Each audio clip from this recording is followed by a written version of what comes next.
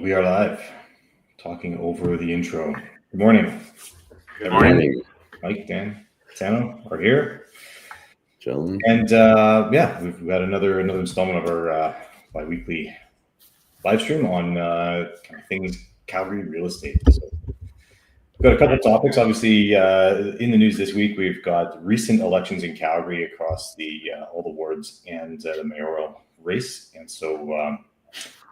Not quite decided across the city yet. We're still waiting on final verdicts. So we thought we might touch on, just to start here, how either of the potential mayors, we know it's not going to be Jody Gondek. It's going to be either the unofficial mayor today, Jeremy Farkas, or the potential, there's less than, what was it, 1.1%. Yeah. Difference in votes here to Sonia Sharp, who could be the mayor as well. So, I just thought we'd talk about, now that it's down to two, maybe it's worth discussing how the different policies could impact real estate versus talking about all 5 or 10 candidates. So, why don't we start with Sonia Sharp? I suppose she had a pretty clear mandate to repeal blanket rezoning. And clean house at City Hall. Yeah. So how would those two things in tandem, I guess, affect real estate in Calgary in the next 4 years?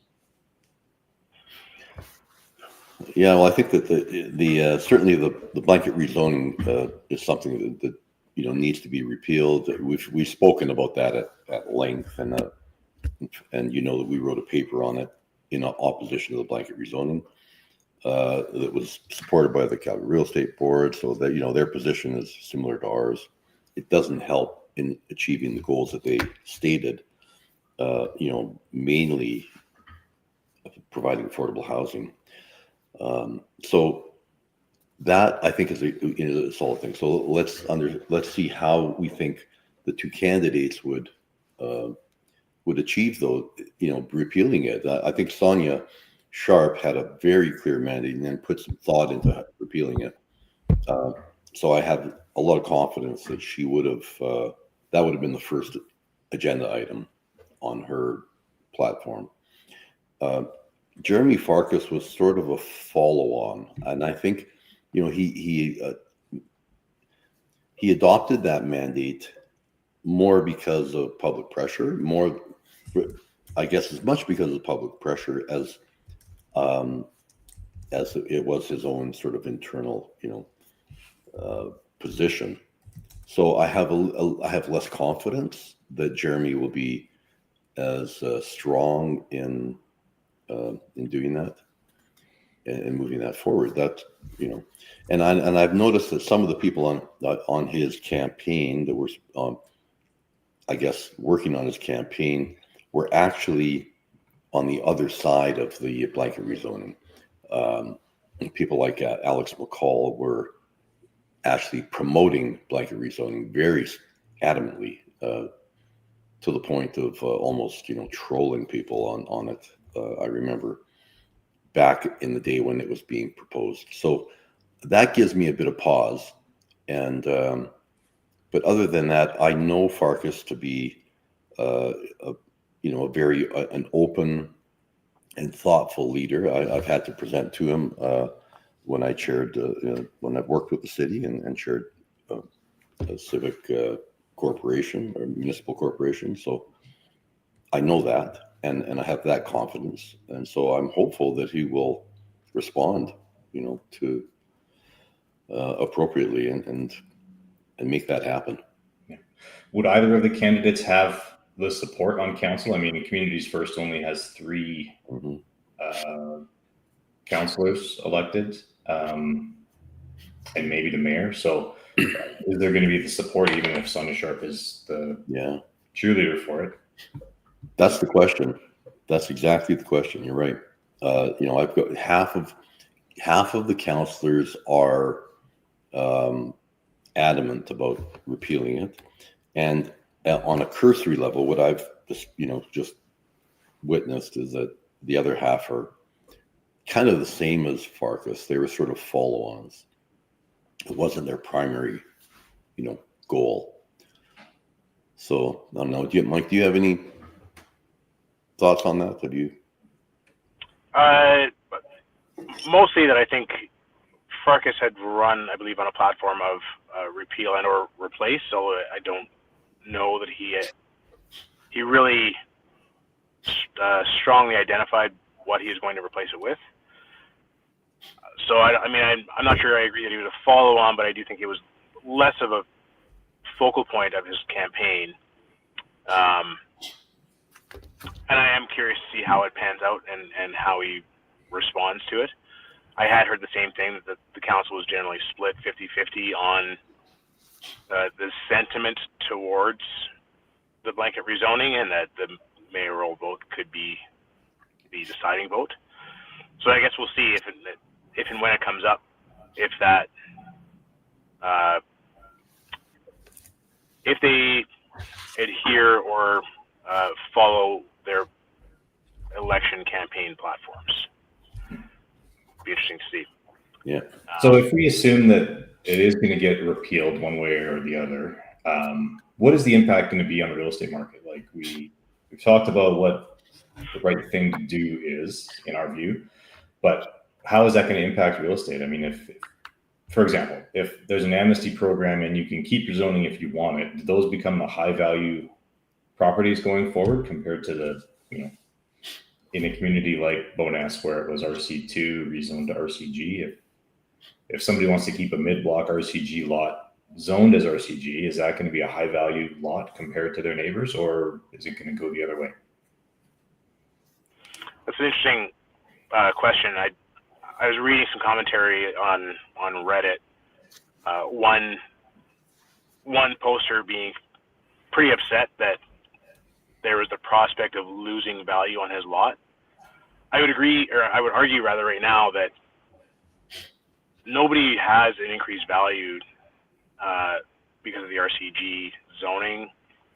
Because it's sort of the thing where if everyone's special, no one's special. So I don't know that having an RCG zoning right now necessarily means you have an increased lot value. And I would say that mid block, your value is equivalent and or less to what it would have been previous if you had some sort of special zoning. So, but it does seem like there are maybe a few people who think that if it gets repealed, they're losing land value or potential because of the development down the road. I'm not sure that I agree. I think that's a little bit flawed, but. Okay, and we just got Michael Boost is going to join us here for the discussion. I'll pop him in here. There we go. I think that, well, I mean, if you put yourself in the shoes of a property owner who might have the opportunity to maintain the zoning versus revert it back to maybe a previous zoning or whatever, what would you do? Let's say you have a prime corner lot in a community that is seeing a lot of this development. Do you fight to maintain the zoning, or do you fight to bring it back to a previous zoning? Well, I have to say that if you are community minded, you would fight to bring it back to a previous zoning. And I think really that's what it's done is kind of destroyed the character of many of our communities. And I'll also say that I think that it has decreased property values. If for sure mid block, it has increased them on the corners. That and we've witnessed that. We've actually provided evidence to that in Mount Pleasant. So it's increased the value quite a bit on corner lots, but decreased it if you're like the house. If you're a new infill next to a corner lot that gets developed into a 10-plex, your value goes down. I mean, there's just no question about it. So it's just poor planning, and I'm kind of like, I'm so opposed to it that and really you witness the result of it. I think we can all just drive down 20th Avenue or down Marda Loop, and I'd say 20th Avenue in the north through Mount Pleasant and those areas, Capitol Hill, or down through Marda Loop, and it's just a mess. It's just poor planning or no planning, I would say. So, my comments. Michael, Boosley, you got any? Um, thoughts on yeah, you know what? I think, I mean, my thoughts are that I didn't mind the densification. I think that the pendulum swung too far, and I think it's probably good that it's going to be swinging back. Um, to be honest, in terms of like, value, you know what, I don't have a strong opinion about it. I'm listening to all of your comments, and I tend to agree. Yeah, so I don't have a strong opinion on it. Cool. I look forward to maybe some more, because I think the zoning has resulted in like we all know there's been a ton of these developments, maybe a disproportionate number of these developments in previously RC2 communities, and also disproportionately few, say, infill developments. I mean, if somebody wants to buy a new infill, there are very few, built in the last few years. I mean, compared to what would have been built in, say, 2017 through 2022. Try to find a new build 2023 to 2025, and they are few and far between. So, I can appreciate a return to some of this lighter, like, density, but still a little bit lighter density in those communities. A little more, perhaps, thoughtful design. It seems like the higher density ones are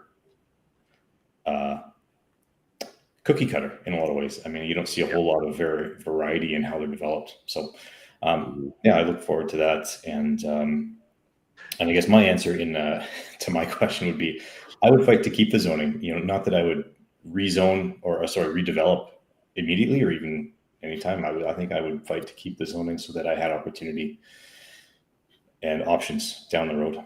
Yeah. I want to make one quick comment. I agree with you, Dan, that the housing form that now all of a sudden popped up, as a result of this is really cookie cutter and really, really, it lacks such creativity, and it's all meant to maximize, kind of density on a lot, which really turns into pretty ugly houses, to be quite honest. And so I think that would be, to have more variety I think would be amazing. One thing that they're doing in Edmonton, which is they are allowing multifamily builds, like kind of flat apartment style builds with one single staircase. And so, it sounds kind of boring and sounds like, not a big deal, but when builders are building a multifamily, like kind of like somewhat apartment style building, the building codes in Calgary require that there's two staircases, which leads to really, really boring layouts of floor plans. And whereas in Edmonton, they're allowing single staircases just like they do in Europe, and where you have flats and you have much more creative layouts. It allows for 2 and 3 bedroom units, and that just has a lot more, variety. And I think that would be a super interesting way of increasing density on, obviously transit oriented areas. Where it just completely makes sense to have them, built up. I think that's a really good point, Michael. I've talked to, I know I've had conversations with many architects when they're designing apartments and multifamily, and they've spoken about that. The restrictions with having two egresses and accesses and all that. And so it definitely would. But I wonder, that's got to be the Alberta Building Code? Is it? How could it be limited just to everything? Curious. You know what? My son, who's in the School of Architecture at the U of C, he shared with me a document that was put out by the City of Edmonton that shows it's like 30 different housing forms. They found like a like within the city bylaws, I don't want to call it a loophole, but like a way of actually allowing these types of builds, as long as the materials that they're built with are and all other fire proofing measures are taken. You know, essentially, like Yeah. having 2 staircases is only focused on egress, you know, and exiting from fire. That's it. And so, you know, if there is like additional measures taken place, you know, put into place, there's no need for, you know, having like this like hugely redundant system that completely limits the way that you know, the building form. Yeah, good point. Anyway, I mean, you know, I applaud increased density in using methods like that. Like that makes a lot of sense, and Yeah. you know, allows for more creative design and so on. But you know, this kind of broad, lack of planning with the blanket rezoning allows is just, you know, I'm not in favor of it. Anyway, I think enough said. Yeah. Just one quick add on there. I am curious to see what happens. I mean, we touched on whether or not that policy had an impact on affordable housing. I think that down the road, and it may take another year or more to see it actually unfold in front of us. But I think the amount of housing that was built, a lot of it purpose built, and I think that the immigration policy changes, I think we're going to see a few of those developers and or builders not necessarily able to meet the obligations that they have with their mortgages. So I do wonder what will happen when those projects maybe fall out. There is an exceptional amount of housing that was built, and I don't know that we have the demand to prop it up in the next, say, 2 years. So something that you know may have like tertiary impact on the market, but it'll be interesting to see how that comes through.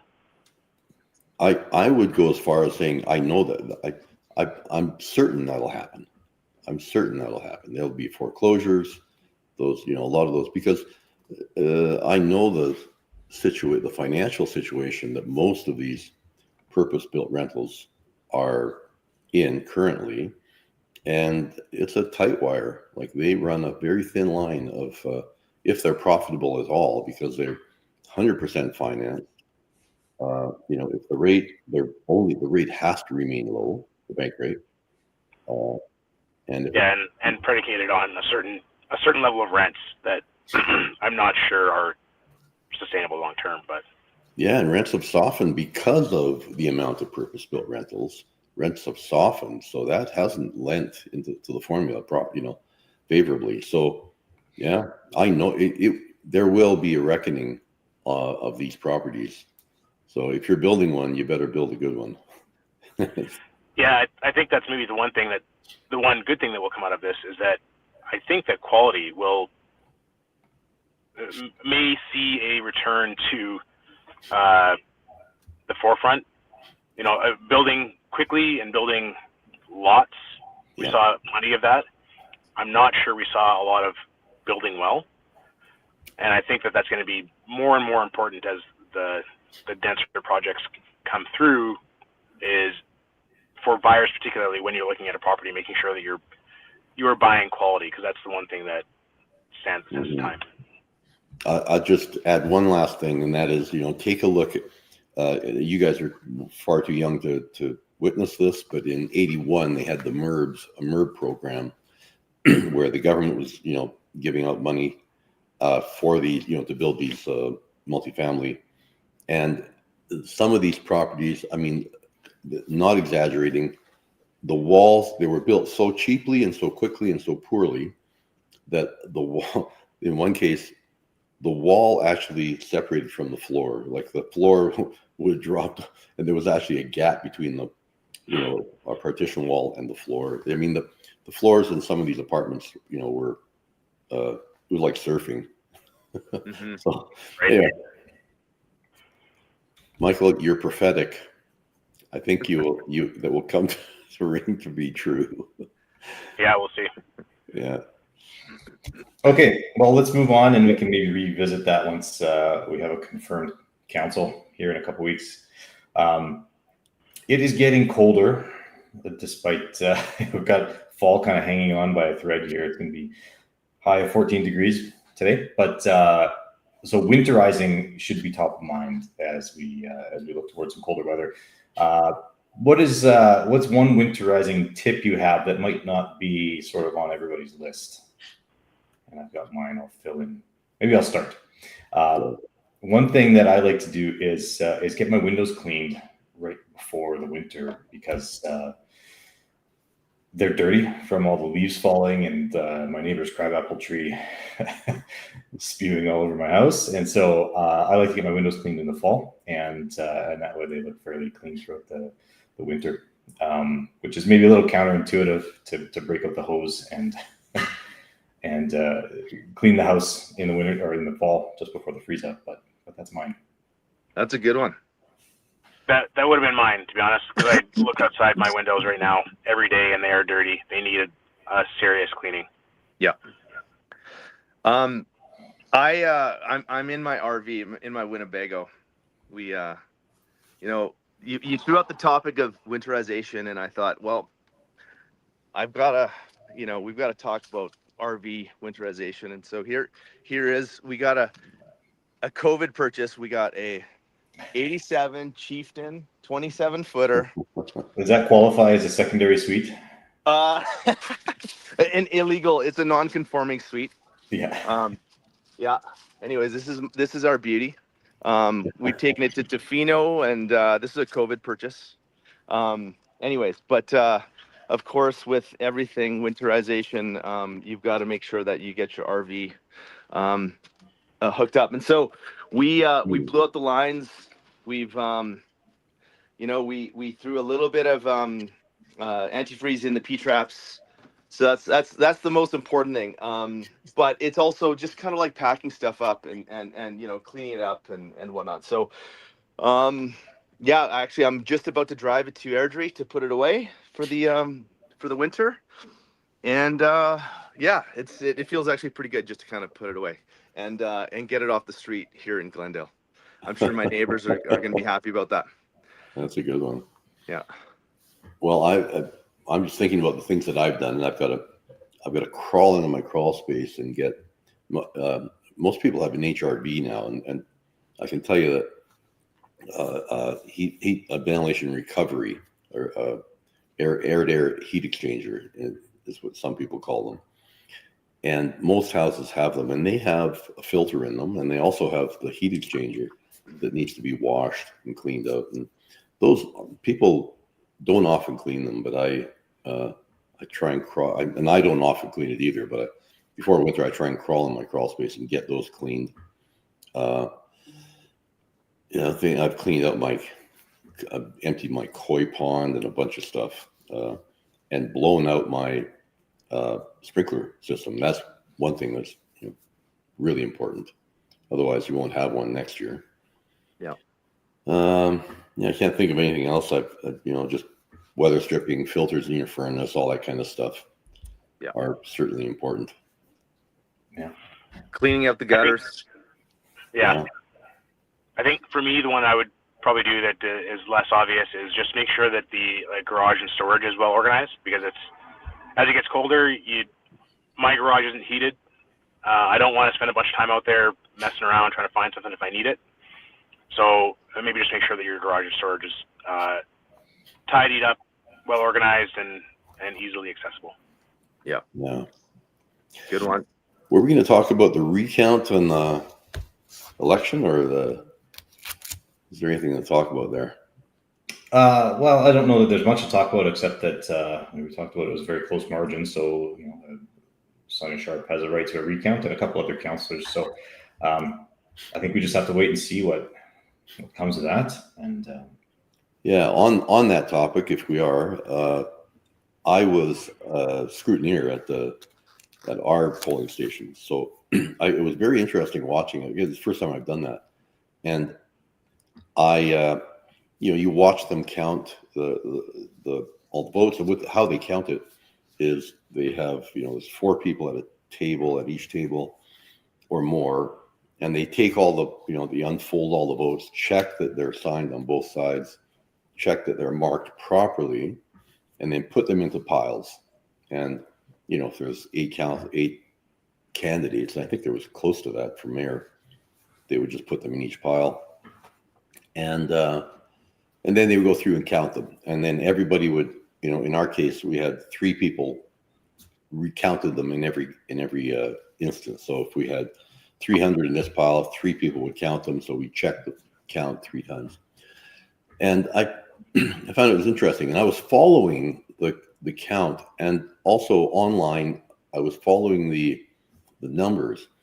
And as we were going, Sonia Sharp and Farkas were early on, about 50 votes apart, when we were in the kind of 300-400 range, 3,000-4,000 range. When they got into the up into the higher numbers, they were still like 70 votes apart only. Like, it was such a close race that it was just ridiculous. Mm-hmm. In our particular riding, they were about 100 and 120 votes apart that Sharp was ahead of.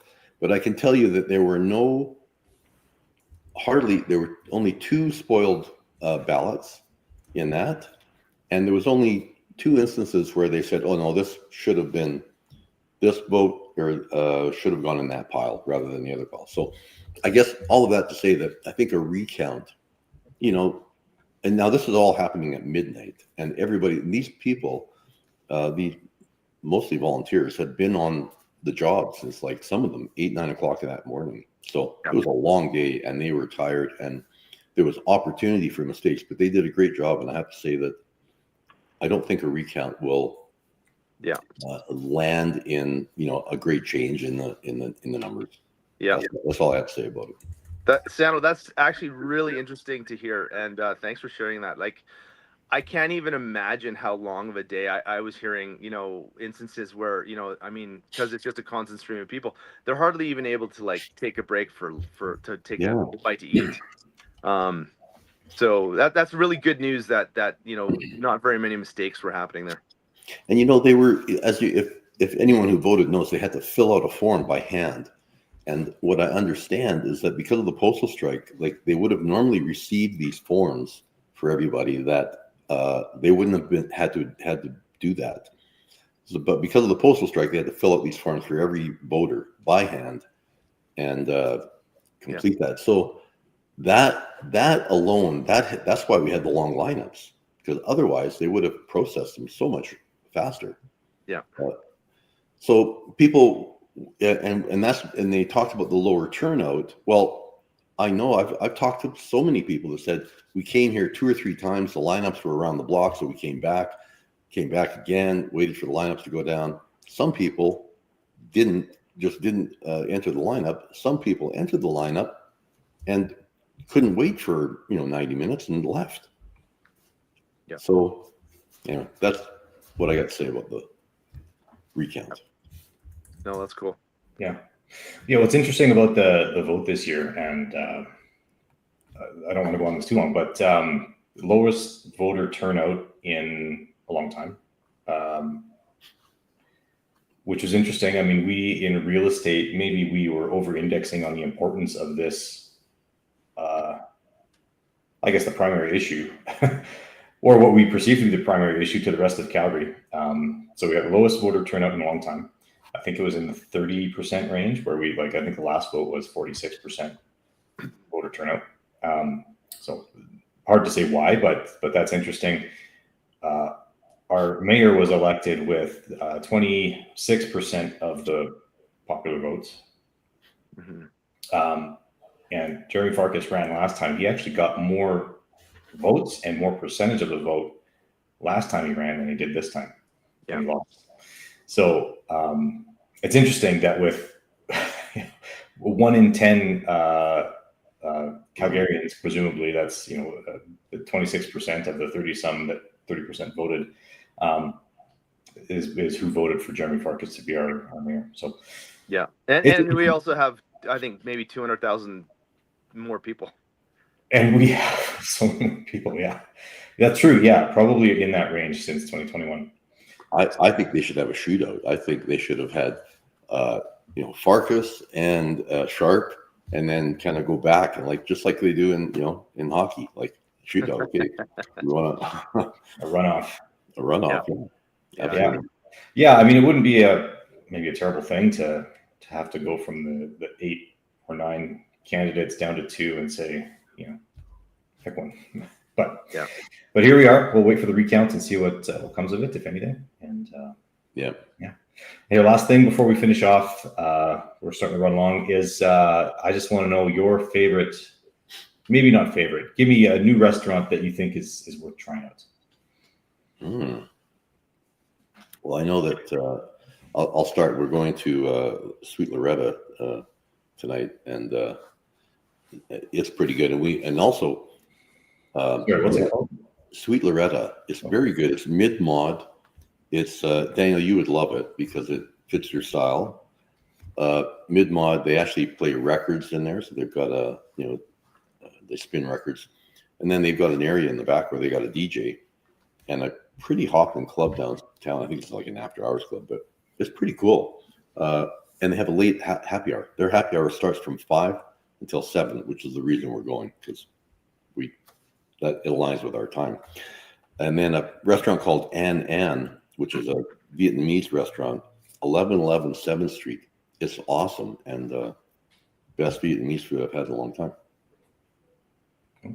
Nice. I had the chance to go to a place called Uncommon Drip, which is where Diner Deluxe used to be in Renfrew.